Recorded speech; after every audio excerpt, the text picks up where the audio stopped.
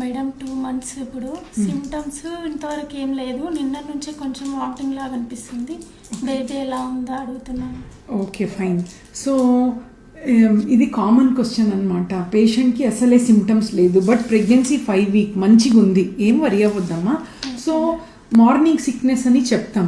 Pregnancy వచ్చిన తర్వాత baby అన్ని కాపాడుకోవటానికి బాడీలో చేంజెస్ అవుతాయి. హార్మోన్స్ ప్రొజెస్ట్రోజన్, ఈస్ట్రోజన్ అనే హార్మోన్స్ ఎక్కువగా రిలీజ్ అవుతుంది బేబీని తీసుకొని వెళ్ళటం ముందు.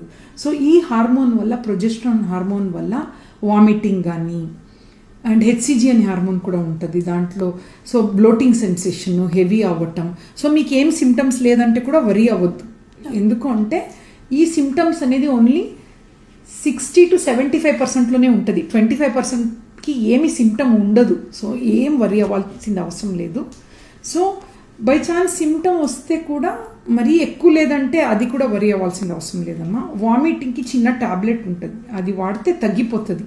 మరీ ఎక్కువ వామిటింగ్ ఉందనుకోండి, చాలా వెళ్ళిపోతే వాటర్ కంటెంట్ తక్కువ అవుతుంది, గ్లూకోజ్ ఎక్కిస్తాం అంతే. సో డోంట్ వరీ, మీకు అంతా బాగానే ఉంది. Okay madam, thank you madam.